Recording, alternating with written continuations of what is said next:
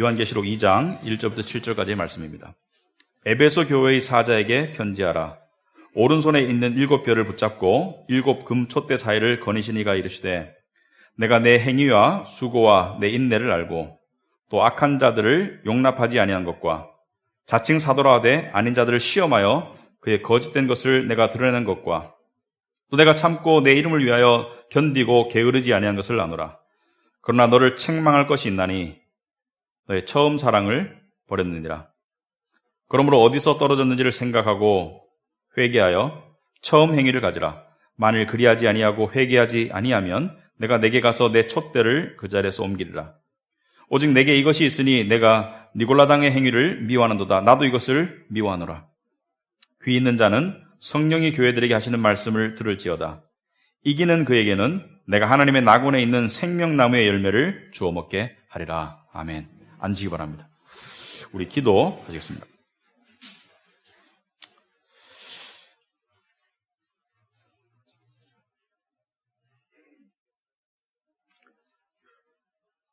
역사를 시작하시고 또 이끌어 가시며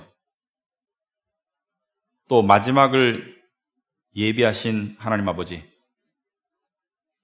그 속에서도 교회를 당신의 백성으로, 당신의 아내로 삼으시고 가장 귀하게 여기시며 또 하나님 나라에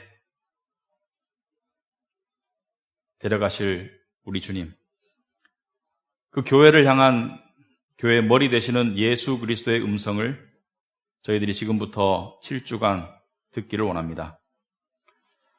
아버지 하나님, 이 시간이 지식에 그치는 시간이 아니라 심령의 깨우침과 또 심지어 찔림과 또 회복의 시간이 될 수 있도록 주님 역사하여 주시옵소서.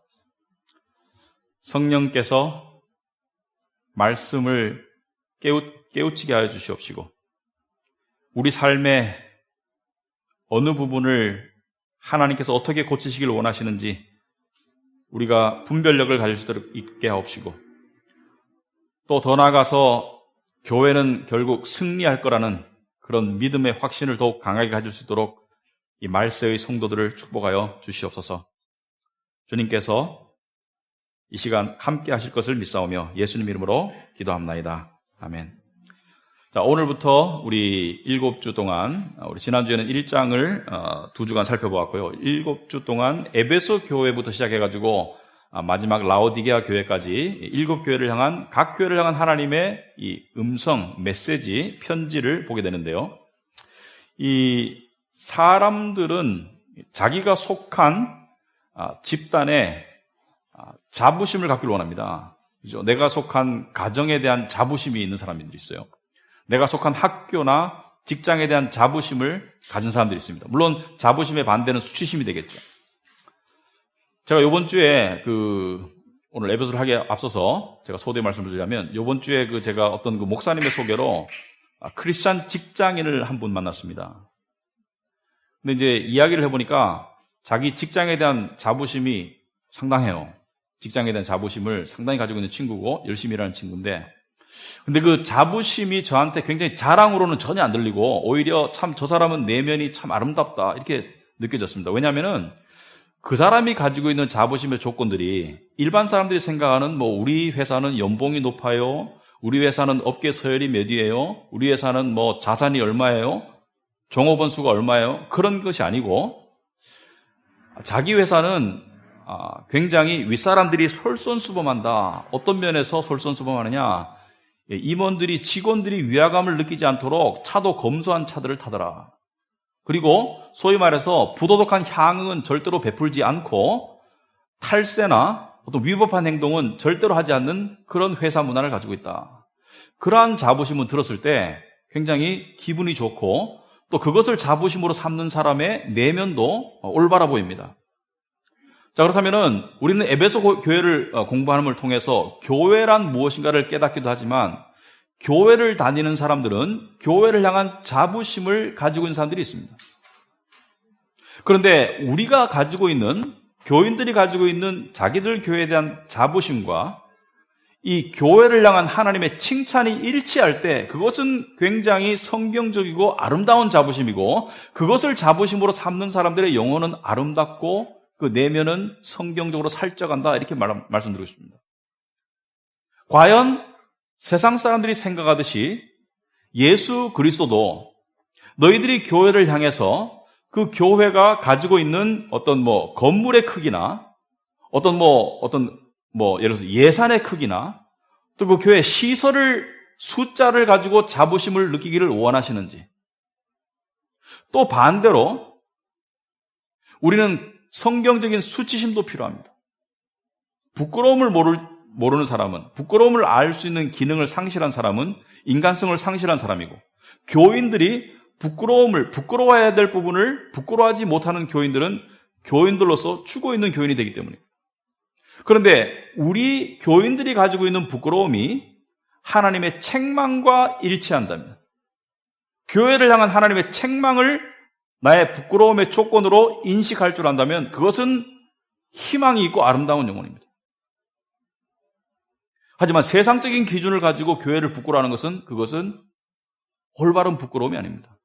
그래서 우리는 앞으로 7교회를 통해서 교회를 하나님께서 어떻게 바라보시는가 우리가 한번 살펴보기를 원합니다. 이 7교회의 서신 속에는 공통된 구조와 내용이 있죠. 첫째는 발신인, 누가 발신인입니까? 예수 그리스도. 그런데 예수 그리스도께서 이 7교회 각각의 교회에 자기를 소개하시는 그 소개 내용은 조금씩 다릅니다. 그 다음에 수신자는 누구입니까? 그 7교회의 사자들, 7교회들. 그 다음 내용은 무엇입니까? 내용은 칭찬도 있고 책망도 있고 그리고 회개의 권유도 있고 그 말씀을 듣지 않았을 때 거기에 따른 대가에 대한 경고도 있고 그 다음에 그 말씀을 믿음으로 순종했을 때 축복과 약속도 있고 이 다양한 이 내용들이 들어있지만은 일반적인 내용은 공통점인데 이 7교회의 교회를 보시면은 이 7교회의 교회 중에 4교회는 칭찬과 책망이 공존합니다. 그러니까 주님으로부터 칭찬도 있고 책망도 있어요. 오늘 보는 에베소 교회, 버가모 교회, 두아디라 교회, 사대 교회는 칭찬도 있고 책망도 있습니다.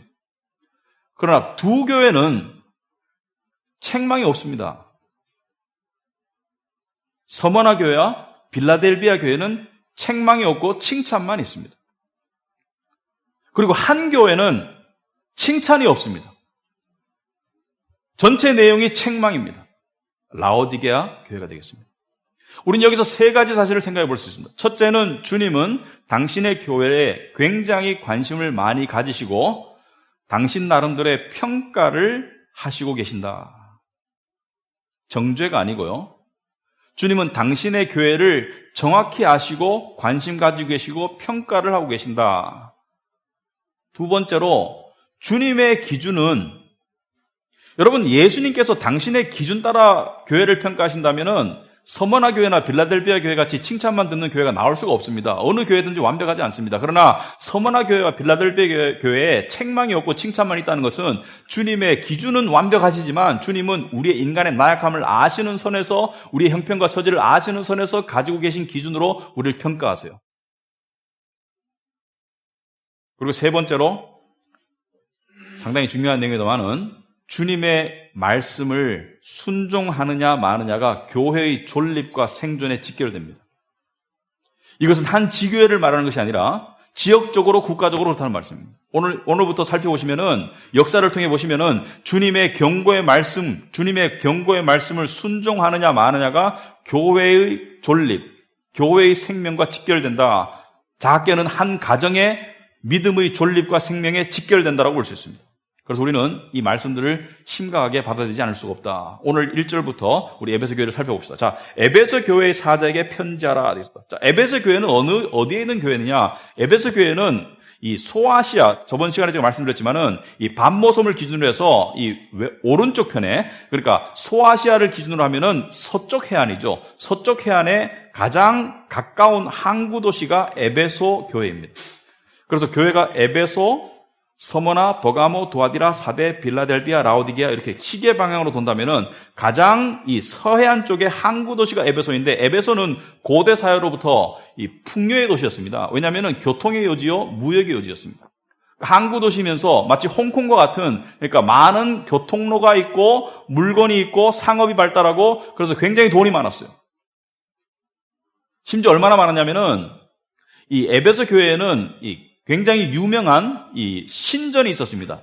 아르테미스라는 그리스 여신인데요. 이 아르테미스 신전이 에베소에 있었어요. 근데 신전이 에베소 사람들에게만 유명한 것이 아니라 에베소 인근의 많은 로마의 많은 지역에서 이 신전을 보고 신전에서 예배하기 위해서 사람들이 몰려들었기 때문에 그 고대 사회의 삶은 신전 또는 종교 의식을 제외하고는 생각할 수가 없죠. 모두가 종교를 가졌고 모두가 종교 의식에 참여했기 때문에. 그래서 이 신전이 어마어마했어요. 그런데 이 신전을 고대 사회의 세계 7대 불가사의라고 부릅니다. 왜냐하면 그만큼 웅장하고 화려했고 신비로웠기 때문에. 근데 이 신전이 한 번은 불에 탔습니다. 그래가지고 신전을 다시 세우는데 막대한 비용이 드니까 알렉산더 대왕이, 기원전 알렉산더 대왕이 내가 기금을 기부하겠다. 그럴 때 에베소 사람들이 거부했습니다. 왜? 우리 돈으로도 충분하다. 아시겠죠? 얼마나 풍요한 도시인지. 자존심도 상당했습니다.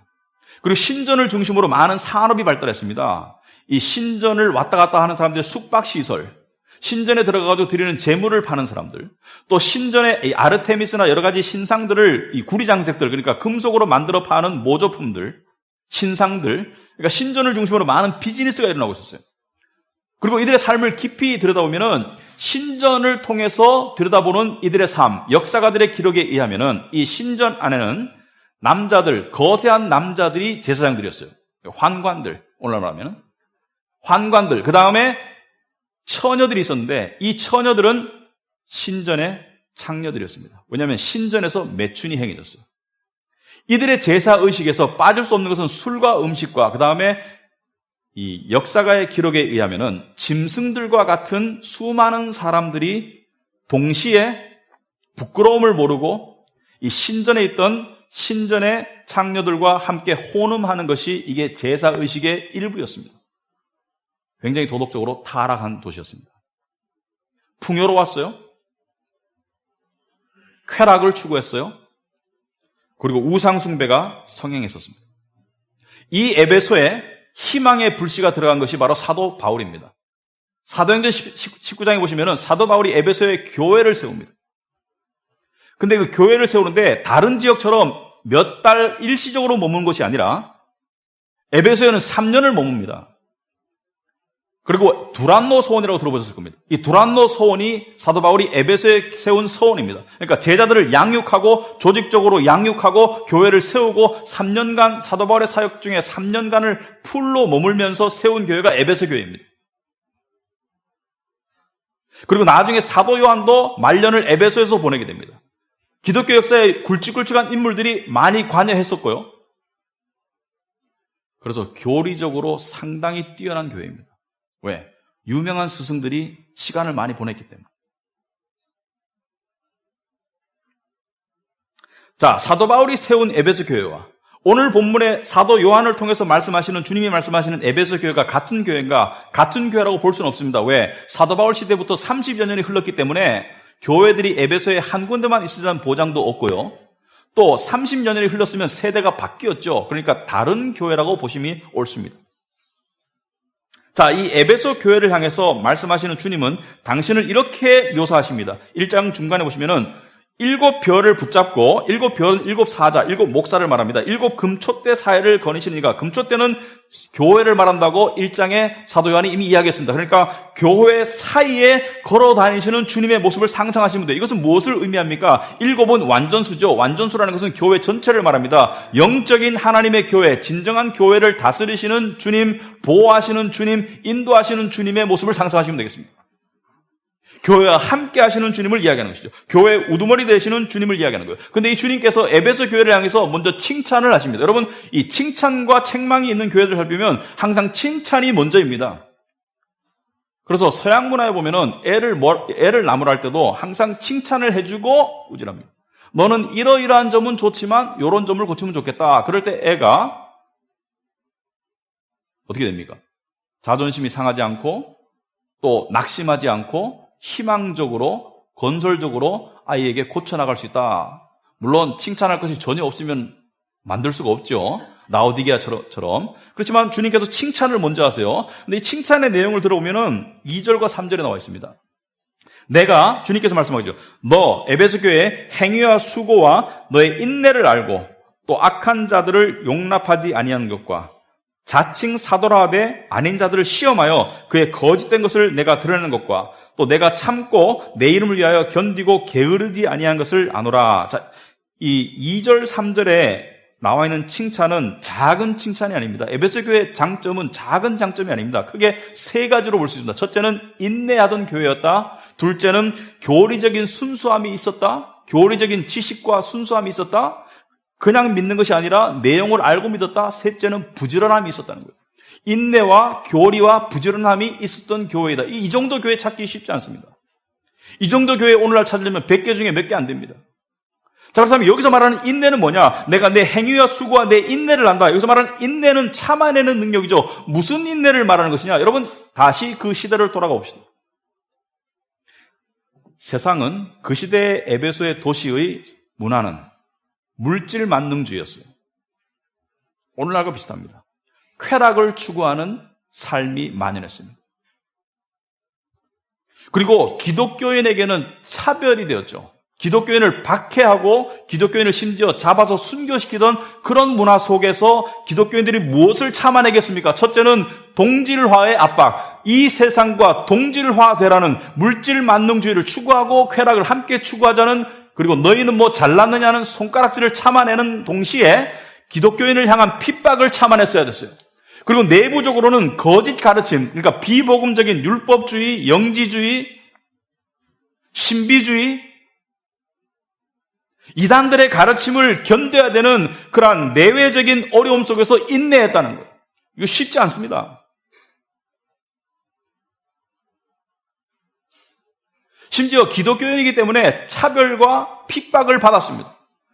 제가 한 10여 년 전부터 인도를 몇 번 갔었는데, 인도는 수도는 델리지만, 정치적인 수도는 델리지만 상업적인 수도는 봄베이, 요새 뭄바이라고 그러죠. 뭄바이입니다.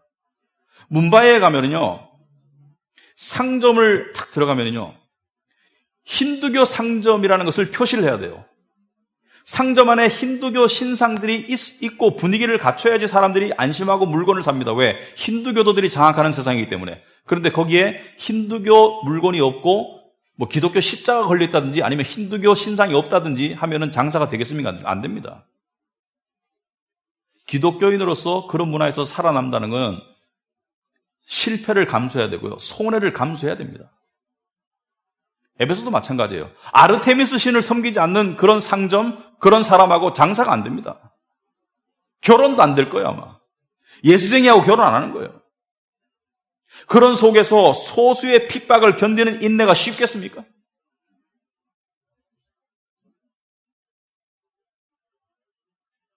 두 번째로, 교리적인 순수함과 분별력을, 확신을 가지고 있었다. 훌륭한 선생님이 세운 교회죠. 가르침을 잘 받았습니다. 진리와 비진리를 분별할 줄 알아요. 성경적인 지식이 있었습니다. 그리고 성경적인 지식을 추구하고 배우는 데 힘썼던 사람들이에요. 좋은 겁니다. 그러니까 칭찬하시는 거예요. 또 부지런함이 있었습니다. 게으르지 않았습니다. 교회 생활 속에서 부지런했었습니다. 아까도 말했지만 비교적 훌륭한 교회입니다. 사실 굉장히 훌륭한 교회였기 때문에 주님께서 4, 5절에서 책망을 하시고 난 다음에 6절에 다시 한번 칭찬하세요. 내가 비록 너희를 책망하지만 너희에게는 장점이 많은 그런 훌륭한 점도 있다는 것을 다시 한번 이야기하십니다. 에베소 교회는 특별히 6절에 보시면 뭐라 했습니까? 오직 내게 이것이 있으니 내가 니골라당의 행위를 미워하는도다. 나도 이것을 미워한다. 주님께서 하신 말씀이 네가 니골라당의 행위를 미워하지? 나도 미워해. 무슨 말입니까? 네가 지금 나를 기쁘게 하고 있다는 것을 인정해 주는 거예요. 이게 칭찬입니다. 그럼 니골라당은 뭐예요? 니골라당은 많은 신학자들이 사도행전 6장에 나오는 초대 7 집사 아시죠? 스데반부터 사도들과 또 교회 장로들은 교회의 영적인 필요를 보살펴야 되기 때문에 7 집사를 세워서 교회의 육체적인 물리적인 필요를 보살피라. 그래서 성령 충만한 7집사를 사람들의 눈에 봤을 때 성령 충만한 7집사를 뽑았는데 스데반부터 니골라까지 7명입니다. 근데 그 중에 니골라가 배신을 했다는 거예요. 여러분, 이단이나 거짓 선생들이 교회 밖에서 교회 안으로 들어온 적은 없습니다. 항상 교회 안에서 출발하는 것이죠. 통일교도 교회 안에서 나왔습니다. 신천지도 교회 안에서 나온 거예요.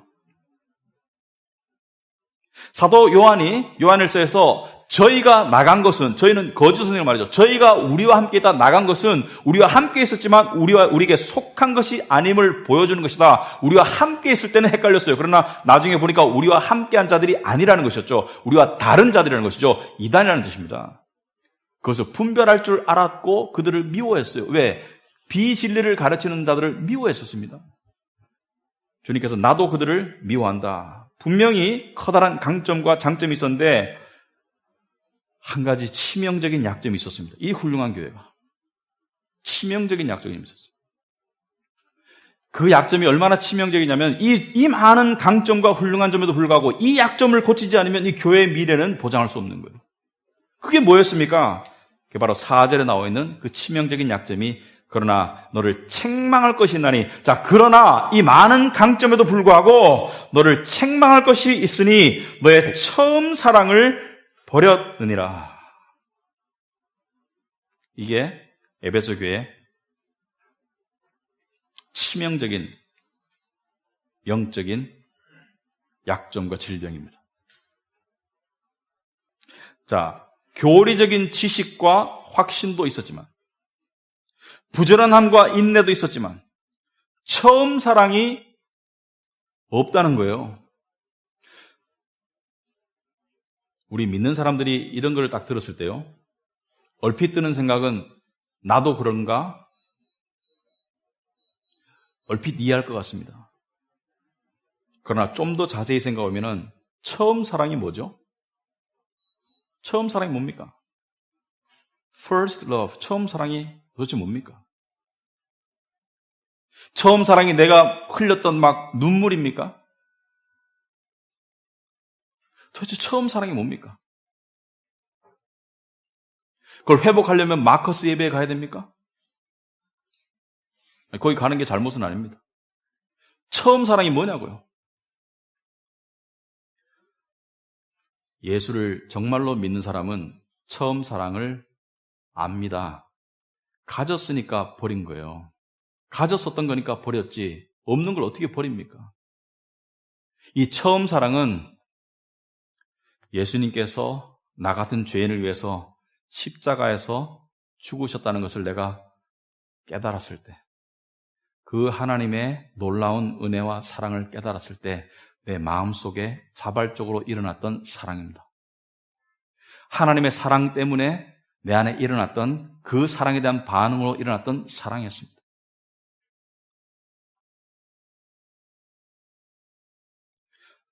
그럼 좀 더 구체적으로 그 사랑은 어떤 사랑이었나? 우리가 처음 사랑을 체험했을 때 우리 안에는 내가 알 수 없었던, 이전에 알 수 없었던 열정이 있었어요. 그 열정은 어떤 열정이었습니까? 첫째는 주님을 알고자 하는 열정이 있었죠. 여기서 알고자 하면 지식적인 이 머리적인 이 지식만을 말하는 게 아닙니다. 가슴으로 알고 싶었죠. 성경 말씀을 통해서 깨우쳐지는 주님을 가슴으로 알았었죠. 그 열정이 있었죠. 예수 그리스도의 십자가를 생각하면 이 마음에 뭉클함이나 뭐가 있었죠. 그냥 덤덤하게 무감각하게 십자가를 바라볼 수 없었던 그 시절이 있었어요.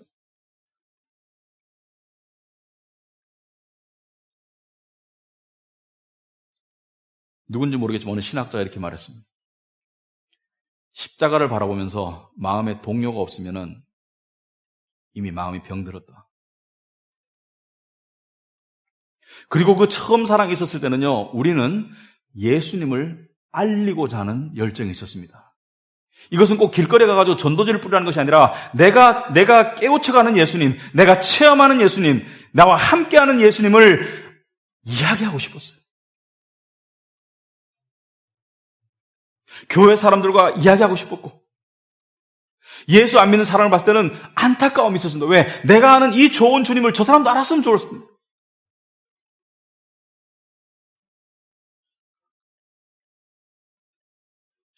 그리고 이 처음 사랑이 있었을 때는 주님을 함께 아는 사람들과 함께 하고 싶은, 공동체에 함께 하고 싶은 그 열정이 있었죠.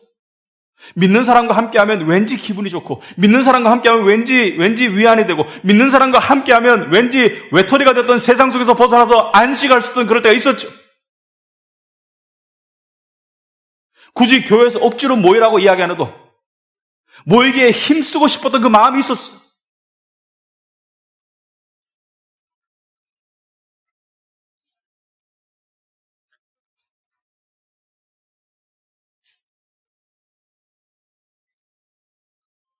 주님은 이렇게 말합니다.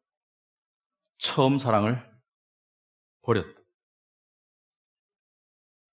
우리는 이렇게 말합니다. 내가 누군가를 사랑해요. 근데 그 사람을 더 이상 안 사랑해요. 그럴 때 왜 안 사랑하니? 이렇게 말합니다. 그 사람의 이런 점 때문에, 처음엔 이런 점이 마음에 드는데 사귀다 보니까 이런 점이 그래서 이제 더 이상 안 사랑한다고 얘기합니다. 맞습니다. 하지만 여기 본문에는 이렇게 나와 있습니다. 처음 사랑을 버렸다. 누가 버린 거예요?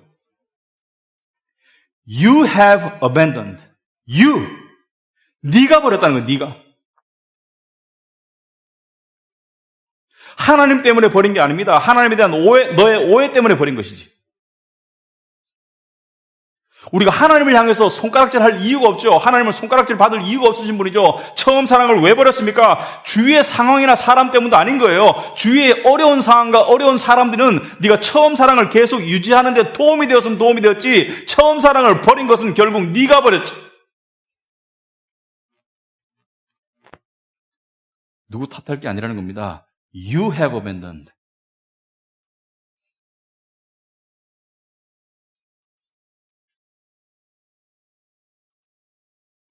이 처음 사랑이 식어가는 거, 또는 세상에서 일반적으로 사랑이 식어가는 거, 세상이 삭막하죠? 이미 주님께서 말세를 예언하실 때 하신 말씀이죠. 마태복음 24장에 뭐라고 말씀하셨습니까? 많은 사람의 사랑이 식어질 것이다. 말세가 되면 많은 사람의 사랑이 식어질 것이다. 여러분, 교회 안에도 이런 현상이 이미 나타나기 시작한 지 오래고요. 이미 세상과 동질화되어 가고 있는 중입니다. 안타깝게도. 많은 사람의 사랑이 식어갈 것이다. 여러분, 왜 형제 자매들 사이에 그 끈끈한 애정과 사랑, 관심과 희생이 식어질까?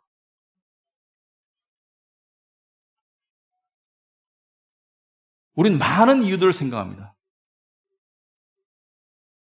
저 사람들이 저러니까, 우리 교회가 이러니까, 요즘은 이러니까, 사람들이 바쁘니까, 다 말이 되는 것 같아요. 다 말이 되는 것 같아. 그러나 다 거짓말입니다. 성경은 뭐라고 말하냐면은 요한일서 4장 21절에 하나님을 사랑하는 자는 또한 그 형제를 사랑할 것이다. 하나님을 사랑하는 자는 형제를 사랑할 것이다. 우리가 사람들, 형제 자매들을 사랑하지 않는 이유는 뭐예요? 하나님을 사랑하는 사랑을 버렸기 때문이에요. 나한테 원인이 있는 거예요. 하나님을 사랑하지 않기 때문에 형제 자매를 사랑할 수 없는 거예요. 누구를 탓하겠습니까?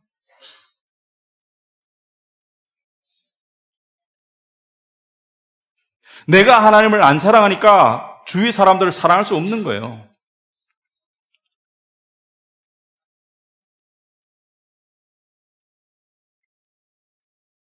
그렇다면 왜 사랑이 식었을까? 5절에 보니까 어디서 떨어졌는지를 생각을 했어요. 어디서 떨어졌는지를 생각을 해요. 그러니까 사랑이, 처음 사랑을 내가 왜 버리게 됐는지, 왜 떨어지게 됐는지, 처음 사랑부터 떨어지게 됐는지 그걸 생각해봐라. 생각해보라는 거. 왜 그랬나? 아까도 말했듯이 주변에 원인이 있는 것이 아니라 원인은 내 안에 있다는 거예요. 왜 버렸나? 왜? 물론 주변 사람들이 다 대부분 처음 사랑에 식어가기 때문에 그 속에서 혼자 홀로 서기가 힘들죠. 그렇기 때문에 영향을 받았다. 물론 인정합니다. 영향을 받을 수 있습니다. 하지만 근본적인 원인은 나한테 있다는 거예요. 그게 두 가지 이유라고 생각합니다. 첫째는 사도 요한이 설명했습니다. 요한일서 2장에서. 15절에 이렇게 말하고 있습니다. 이 세상이나 세상에 있는 것들을 사랑하지 말라. 누군지 세상을 사랑하면 아버지의 사랑이 그 안에 있지 아니한다. 이는 세상에 있는 모든 것이 육신의 정욕과 안목의 정욕과 이생의 자랑이니 다 아버지께로부터 온 것이 아니요 세상으로부터 온 것이라. 하나님을 향한 사랑을 버린 이유가 육신의 정욕, 육신의 안락과 육신의 쾌락을 말합니다. 육신의 안락과 나의 편안함과 쾌락을 지나치게 추구함, 이 세상의 욕심, 세상의 자랑거리를 만들려는 몸부림 가운데 하나님의 사랑을 버린 거예요. 성경에 보면은 세상과 하나님을 겸하여 섬길 수 없다. 물질과 하나님을 겸하여 섬길 수가 없다. 네가 혹 하나를 사랑하고 저를 미워하거나 혹 이를 사랑하고 저를 미워할 것이다. 네가 둘 다 사랑할 수 없다. 여러분, 누군가가 동시에 두 사람에게 관심을 가질 수 있습니다. 두 명의 이성에게. 하지만 누군가가 두 명의 이성과 동시에 사랑하고 있다면 그것은 그 사람의 정신 상태가 잘못된 거예요. 인간의 마음은 하나입니다. 그러므로 마음의 중심은 한 대상에게밖에 줄 수가 없어요. 왜? 마음이 하나인데. 그 마음의 중심이 세상을 향하기 때문에 하나님의 사랑으로부터 떨어진 것을 이야기하고 있는 거예요. 그 결과 평강이 없죠. 가장 큰 증거가 평강이 없습니다. 그리고 두 번째 이유는 뭐냐? 제가 생각해 봤습니다. 왜 사랑을 버렸나? 두 번째 이유는 뭐냐? 제가 상담을 하다 보면 특히 이 사람들이 특히 자주 하는 이야기가 있습니다. 하나님을 정말 믿고 사랑하고 싶은데 하나님이 뿅 나타나줬으면 좋겠대요. 하나님이 눈에 나타나가지고 그냥 내 얼굴 때리면서 정신 차리라든지 하나님이 난 너를 사랑한다고 안아주든지 하나님을 보여줬으면 사랑할 수 있을 텐데 안 보이는 하나님한테 기도하고 말씀 보고 하나님을 인식해 나간다는 것이 너무 힘들답니다.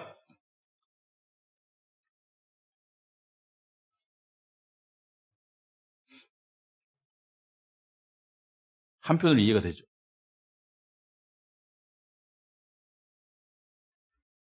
그러나 말씀의 진리와는 맞지 않습니다. 보지 않고 믿는 너희가 더 복되다라고 했습니다. 믿음은 눈에 보이는 것을 믿는 것이 아니라고 했습니다. 눈에 보이는 것을 누가 바라리요? 믿음은 보지 않는 것들의 증거라고 그랬고요. 보이지 않는 것들의 실상이고 바라는 것들의 실상이고 보이지 않는 것들의 증거라고 그랬죠. 여러분, 혹시 그게 핑계 아닐까요? 수잔 앤더슨이라는 이 미국 여자가 있었습니다. 이 사람이 눈이 안 좋았는데 이 수잔 앤더슨의 여자가 눈 수술을 하다가 실명이 되어버렸어요. 직장은 다녀야 되고 눈이 안 보이지만 그 일은 할 수가 있었어요. 그래서 남편의 도움으로 옷 입고 남편의 도움으로 밥 먹고 남편의 도움으로 신발 신고 남편의 도움으로 손 붙잡혀가지고 집 밖으로 나가서 버스 정류장까지 걸어가서 버스 타고 직장 갔는데 어느 남편이 수잔한테 말합니다. 여보, 이제 더 이상 당신 내가 안 도와줄 거야. 혼자 해. 수잔이 가슴이 철렁하고 배신감이 느껴집니다. 이제 남편이 나를 귀찮아하는구나. 그래, 그럼 내가 한번 해보지 뭐. 자기가 일어나고 자기가 옷 입고 자기가 집 밖에 나가고 막대기 두드려서 자기가 정류장 가고 버스 타고 넘어지기도 하고 잘못된 길로 가기도 하고 사람들에 물어가지고 인도되기도 하고 그러면서 남편이 원망스러웠어요. 그런데 하루하루 나아집니다. 이제는 거의 혼자 할 수 있게 됐어요. 혼자 버스 탑니다. 혼자 직장 가요. 문제 없어요. 근데 어느 날 버스에 올라탔는데 버스 기사가 이렇게 말합니다. 당신은 참 복받은 사람이다. 당신은 너무 좋은 남편을 뒀다. 이 여자가 남편이 미워 죽겠는데 버스 운전사가 당신은 참 좋은 남편을 뒀다. 이해가 안 되는 거예요. 물어봅니다. 당신 무슨 말이냐? 내가 보니 하루도 빠짐없이 당신 남편이 당신 뒤를 쫄쫄쫄 따라와서 당신이 버스 타면 함께 올라오고 당신이 버스에 앉으면 그 뒤에 함께 앉아서 당신 가는 길을 계속 따라가더라.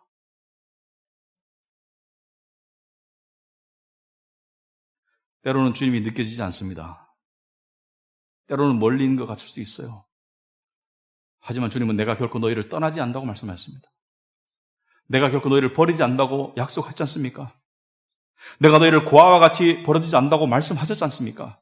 그 말씀은 무엇입니까? 주님이 거짓말하실 수 없는 분이라면 주님은 우리와 함께 하세요.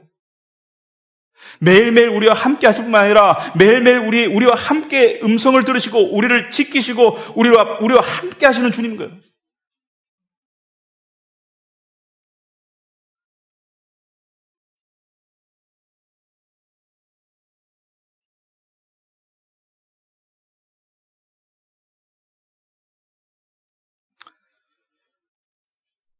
어디서 떨어졌는지를 생각해라. 그리고 회개하랍니다.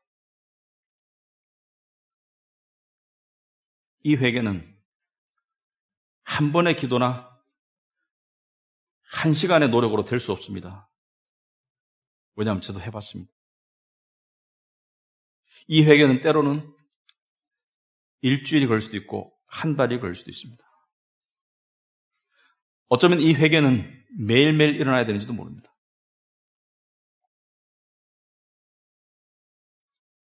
예수님께서는 회개하여 처음 행위를 가져라. 처음 행위, 처음에 하는 행동을 해라. 이 처음 행동이라는 것은 앞에 말했던 인내와 지식을 쌓아가는 것과 부지런한 행위를 말하는 게 아니죠. 그건 이미 가지고 있으니까 그러면 이 처음 행위는 처음에 했었지만 지금은 안 하고 있는 행위를 말하는 거 아니겠습니까? 그럼 이 처음 행위는 뭐냐? 아까 제가 처음 사랑을 가졌을 때 대표적인 삶의 패턴을 이야기했습니다. 주님을 가슴으로 알아가기를 원했고 주님을 남에게 전하기를 원했고 주님을 함께하는 사람들과 함께 공동체에서 교제하기를 원했던 그 처음 행위를 이야기하는 것이다. 제가 세 가지를 말씀드리고 있습니다. 첫째는 예배를 말씀드리고 있습니다. 처음 사랑을 가진 사람과 주님을 사랑하는 사람과 주님을 알고 신앙생활의 의무를 아는 사람의 예배 생활은 엄청나게 다릅니다. 엄청나게 달라요.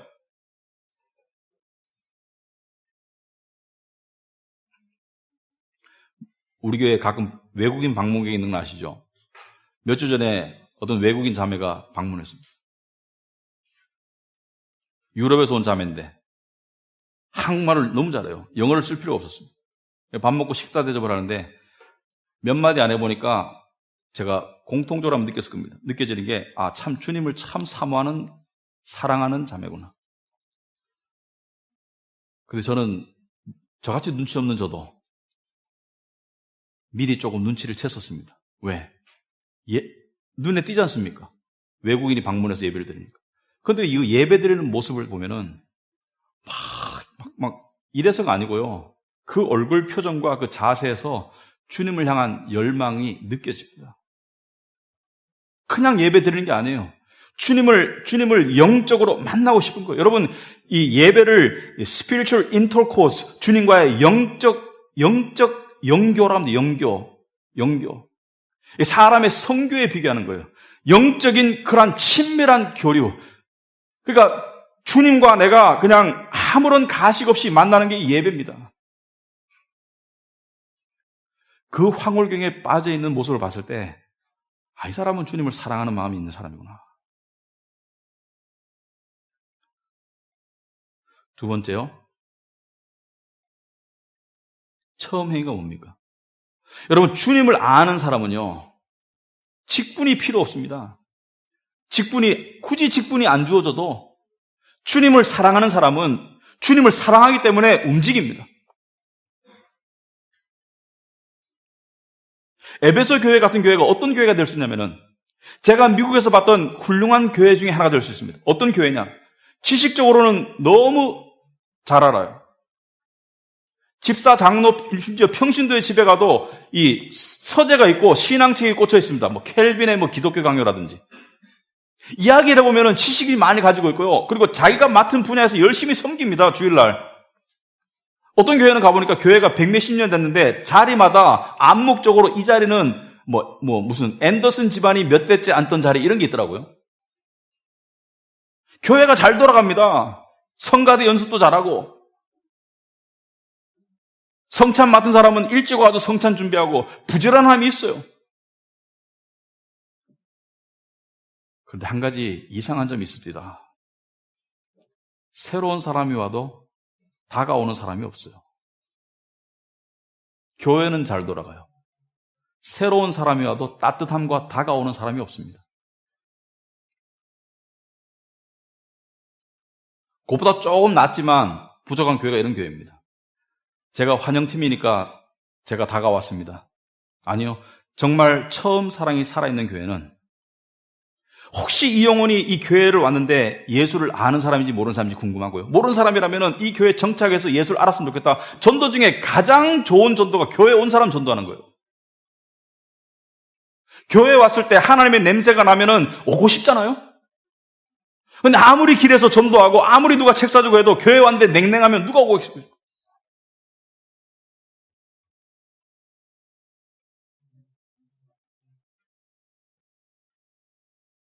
세 번째로,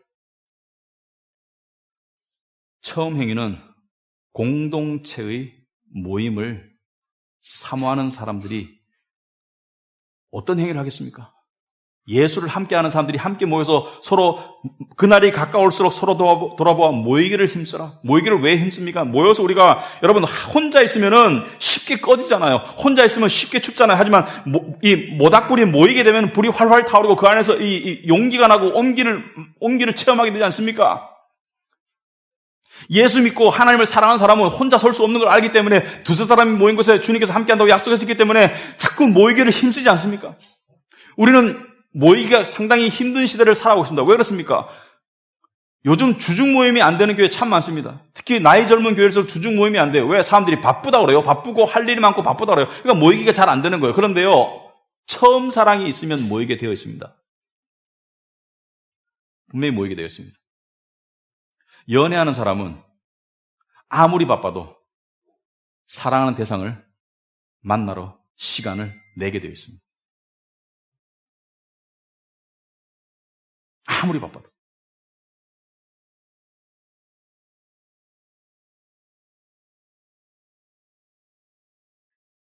마지막으로 주님의 경고의 말씀을 보겠습니다.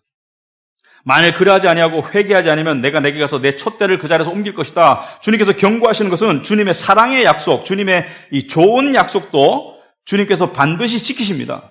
너를 구원하리라, 너와 함께 하리라 반드시 시킵니다. 하지만 주님의 경고의 말씀도 주님은 거짓말을 할 줄 모르기 때문에 반드시 시킵니다. 촛대를 옮겨요. 처음 사랑을 회복하지 않으면 촛대를 옮깁니다. 그러면 촛대를 옮긴다는 건 뭐냐? 촛대는 교회를 상징하죠. 그러면 건물을 옮긴다는 얘기냐? 촛대를 옮긴다는 건 뭐예요? 교회는 건물이 아니죠. 진짜 교회는 하나님의 영적인 인재와 말씀이 있는 것이 진짜 교회이죠. 그 진짜 교회를 옮긴다는 거죠.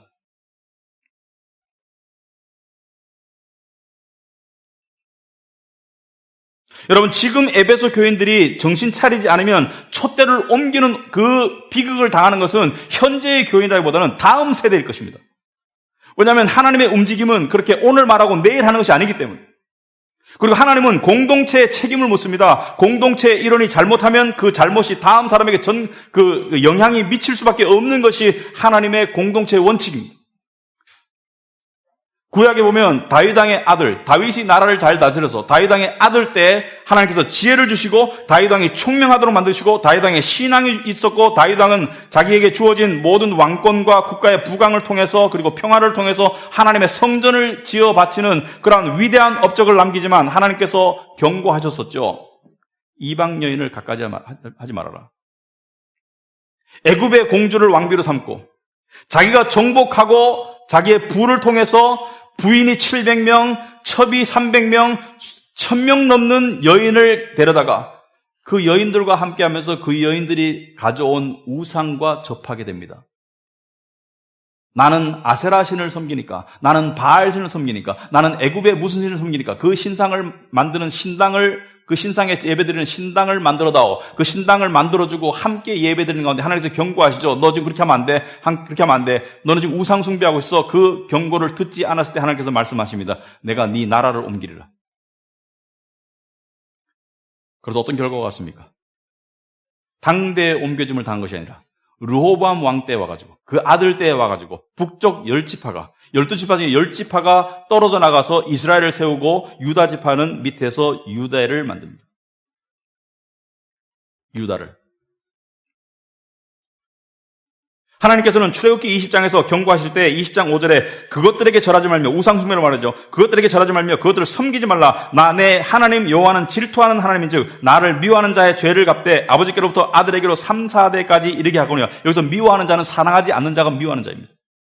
나를 사랑하고 내 계명을 지키는 자에게는 1000대까지 은혜를 베푸는 것이라. 자, 이 말씀 뭐냐면은 네가 지금 하는 신앙생활, 네가 지금 하는 영혼 없는 신앙생활, 사랑 없는 신앙생활의 영향이 너에 대해도 영향을 미치겠지만 더 심각하게는 네 다음 자식 때에 영향을 미칠 것이다. 그래서 유럽의 기독교 역사를 보면요, 뜨거웠던 때가 있습니다. 유럽 기독교 역사 중에 초대교회가 뜨거웠고요, 16세기 종교개혁 때 엄청나게 뜨거웠습니다. 그러나 그들이 점점 더 어떻게 했습니까? 지식은 있고 인내는 있었지만 처음 사랑을 버렸기 때문에 그들로부터 촛대가 옮겨지기 시작합니다. 그래서 그 명목상의 기독교인들이 나오고 자식들은 교회를 적은 있지만 나가지 않는, 마치 오늘날 우리와 같은 비슷한 상황을 잠깐 겪다가 지금 교회 건물들이 유럽 가보니까 어떻게 되던가요? 관광지 아니면 술집입니다. 앞에서 티켓 팔아가지고 들어가서 관광하는 데고요. 아니면 그 건물을 통째로 사가지고 술집을 만들어버렸어요.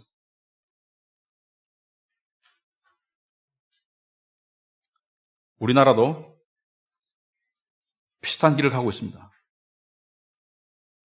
비슷한 길을 지금 가고 있습니다. 기독교 역사 중에 10,000명이던 기독교 인구가 100명으로 하루아침에 줄진 않습니다. 10,000명이던 기독교 인구가 10,000명 유지를 합니다. 9,000명 정도. 그러나 문제는 이 알찬 10,000명이 아니라 속이 빈 9,000명이 되는 거예요. 문화적인 기독교인, 심지어 가난한 기독교인, 교회 안 나가는 기독교인, 그러면서 기독교인이래요. 교회 안 나가는 기독교인은 성경에 없습니다.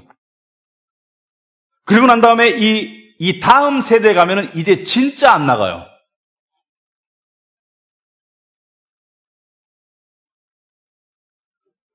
그래서 우리는 자식을 굉장히 사랑하고 위하지만 지금 우리 기독교인들은 자식을 진실된 모습을 봤을 때는 자식을 안 사랑하는 거예요. 지금 다음 세대를 망치는 길로 가고 있는 거예요.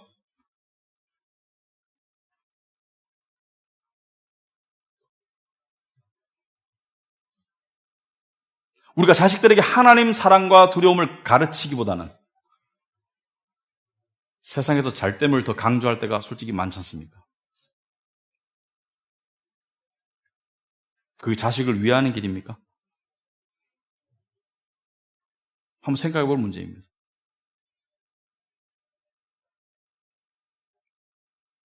하지만 주님께서는 항상 소망의 말씀을 주시죠.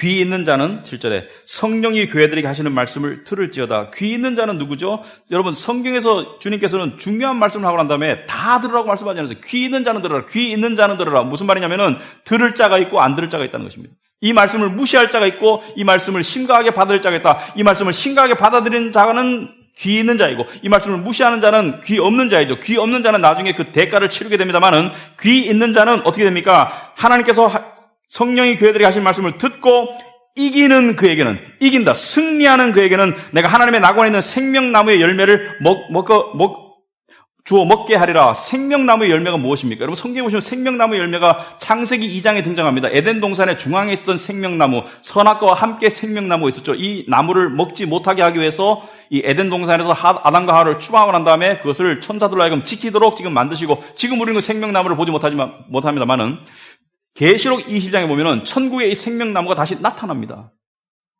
그 생명나무가 계시록 20장 1절에 또 그가 수정같이 맑은 생명수의 강을 내게 보이니 하나님과 및 어린 양의 보좌로부터 나와서 길 가운데로 흐르더라. 이 천국을 상상해 보시면 하나님의 보좌로부터 이 생수의 강이 흐릅니다. 생명수의 강이 길 가운데로 흘러요. 강 좌우에 나무가 심겨져 있는데 이게 생명나무입니다.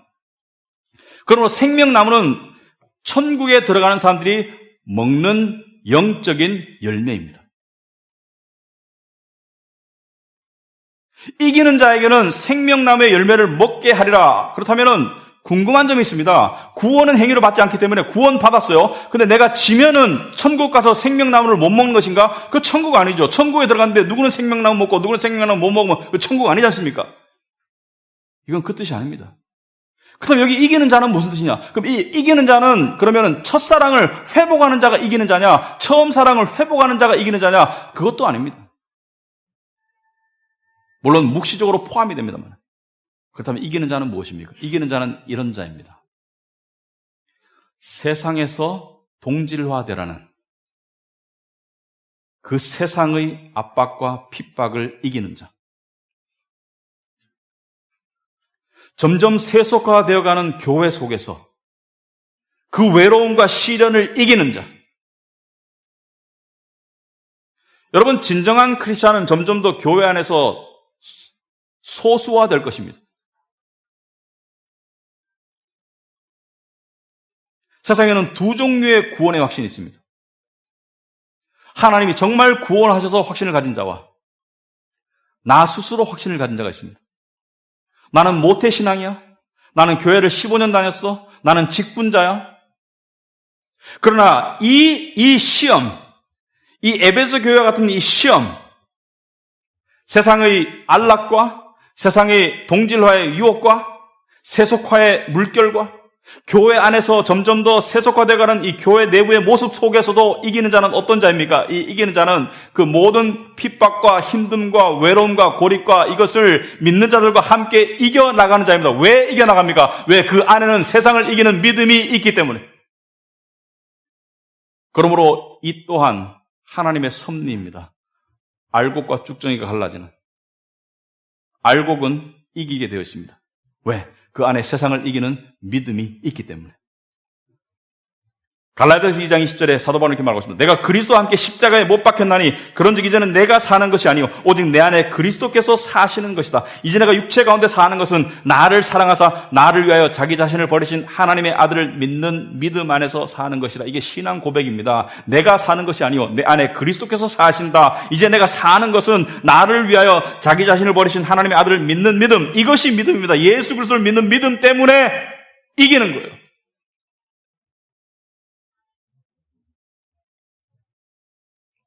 신앙은 확률의 문제가 아닙니다. 신앙은 반드시의 문제입니다. 진정한 믿음은 반드시 이깁니다. 이 말씀의 뜻은 그 과정 속에서 처음 사랑을 회복하는 신앙의 올바른 성화의 방향으로 나아가라는 주님의 경고의 말씀입니다. 우리는 처음 사랑을 회복해야 되겠습니다. 그리고 이길 것을, 아니 이미 이겼음을 믿으시기 바랍니다.